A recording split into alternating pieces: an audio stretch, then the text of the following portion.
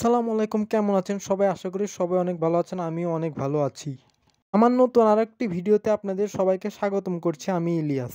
আপনাদের হয়তো rail line দেখে প্রশ্ন জাগতেই পারে, আমি রেল লাইনে দাঁড়িয়ে কি করছি?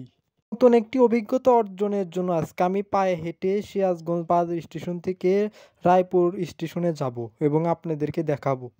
পায়ে হেঁটেই আজকে রায়পুর রেল স্টেশনে যাব, দেখি কত সময় লাগে। লাইন ধরে হেঁটে যেতে যেতে দেখতে পাচ্ছি সামনে সুন্দর একটি মাঠ। সামনের দিকে এগিয়ে গেলে আমরা দেখতে পাবো রেল ক্রসিং এর রাস্তা, যেখানে রিক্সা ভ্যান চলাচল করছে। পাশে দেখতে পাচ্ছি একটি বড় মাঠ, যেখানে সর্ষে ফুল দেখা যাচ্ছে, অনেক সুন্দর লাগছে।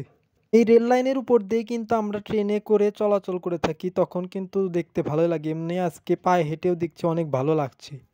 এটাই সেই রায়পুর রেল স্টেশনের রেল ক্রসিং এর রাস্তা। এই লাইন ধরে হেঁটে গেলে আমরা সামনে পেয়ে যাব রায়পুর রেল স্টেশন। সবাই যখন নতুন রেল স্টেশন এবং নতুন ট্রেন নিয়ে ব্যস্ত, কেন আমি পুরাতন রেল স্টেশনের ভিডিও করছি, আপনাদের প্রশ্ন থাকতেই পারে। ইউটিউবে আমি এই রেল স্টেশন দিয়ে সার্চ দিলাম, কিন্তু তেমন কেউ একটা ভালো ভিডিও করেনি, তাই আপনাদের জন্য আজকে আমি নিয়ে আসলাম এই ভিডিওটি। দেখি কেমন লাগে আপনাদের। একটু সামনের দিকে এগিয়ে গেলে আমরা পাবো রায়পুর রেল স্টেশনের প্ল্যাটফর্ম। এখানে দেখতে পাচ্ছি সুন্দর একটি পুকুর এবং ওই পাশ দিয়ে রাস্তা চলে গেছে, যেখান দিয়ে রিক্সা ভ্যান চলাচল করে থাকে, আর তার পাশে আছে সুন্দর একটি মসজিদ। গ্রামের এই স্টেশনটি কিন্তু দেখতে অনেক ভালো লাগছে, আপনারা না আসলে বুঝতে পারবেন না। এই স্টেশনের উপর দিয়ে সকালে সিরাজগঞ্জ এক্সপ্রেস যায় এবং রাত্রেবেলা ফিরে আসে। এই স্টেশনের উপর দিয়ে আবার বাজার স্টেশনে চলে আসে। এখন প্ল্যাটফর্মের কাছাকাছি চলে এসেছি, চলেন উপরের দিকে যাই। এখন আমরা রায়পুর রেল স্টেশনে প্রবেশ করেছি, চলুন একটু সামনের দিকে যাই। এই স্টেশনে দেখতে পাচ্ছি অনেক রকমের গাছ লাগানো আছে, যা এক কথায় অসাধারণ লাগছে দেখতে। এই স্টেশনে বড় একটি সুন্দর গাছ দেখতে পাচ্ছি, যা দেখতে অনেক সুন্দর লাগছে। চলুন এখন আপনাদের এই রেল স্টেশন সম্পর্কে তথ্য দিই। স্টেশনের পাশেই দেখতে পাচ্ছি অনেকগুলো গরু, যা দেখতেই অনেক ভালো লাগছে। ঈশ্বরদী সিরাজগঞ্জের লাইনটি 1915-16 সালে সারাক সিরাজগঞ্জ রেলওয়ে কোম্পানি দ্বারা নির্মিত হয়। এই সময় এই লাইনের সর্বশেষ স্টেশন হিসাবে সিরাজগঞ্জ ঘাট রেল স্টেশনটি তৈরি করা হয়। বাণিজ্যিক গুরুত্ব বিবেচনা করে রায়পুর রেল স্টেশন, সিরাজগঞ্জ বাজার রেল স্টেশন, বাহিরগোলা এবং সিরাজগঞ্জ ঘাট রেল স্টেশন নামে 4টি রেল স্টেশন ছিল। কালের বিবর্তনে বাহিরগোলা এবং সিরাজগঞ্জ ঘাট রেল স্টেশনটি বন্ধ হয়ে যায়। যমুনা সেতু চালু হওয়ার পর সিরাজগঞ্জ শহর অনেক অংশে রেল সংযোগ থেকে বিচ্ছিন্ন হয়ে পড়ে।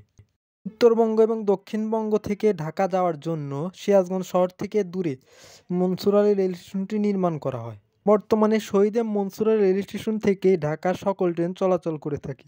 শুধুমাত্র সিরাজগঞ্জ এক্সপ্রেস এই লাইন দিয়ে চলাচল করে থাকে। এই স্টেশনে আমরা একটি লোকোমোটিভ দেখতে পাচ্ছি, যা 6500 সিরিজের লোকোমোটিভ। এই লোকোমোটিভ নিয়ে সিরাজগঞ্জ এক্সপ্রেস কালকে সকালে ঢাকার উদ্দেশ্যে ছেড়ে যাবে। এখানে দেখতে পাচ্ছি রায়পুর স্টেশনের টিকিট কাউন্টার, এখান থেকে টিকিট ক্রয় করা হয়। এই স্টেশনটি কিন্তু অনেক পুরাতন একটি রেল স্টেশন।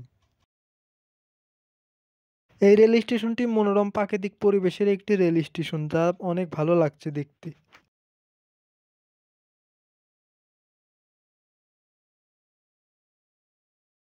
এই স্টেশনের ভিতরে আমরা একটি সুন্দর মসজিদ দেখতে পাচ্ছি।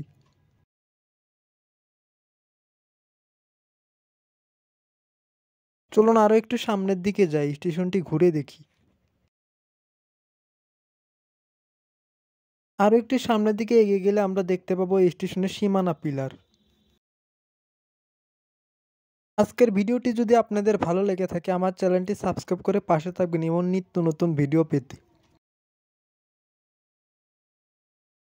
স্টেশনের সীমানা পিলারের সামনে অনেক মানুষকে আমরা দেখতে পাচ্ছি, যারা বসে আছে। এখানে স্টেশন শেষ, আর সামনে দেখতে পাচ্ছি সুন্দর একটি পুকুর। আজকের ভিডিও এখানে শেষ করছি, পরবর্তী কোনো ভিডিওতে দেখা হবে। আল্লাহ হাফেজ। সে পর্যন্ত সবাই ভালো থাকবেন, সুস্থ থাকবেন।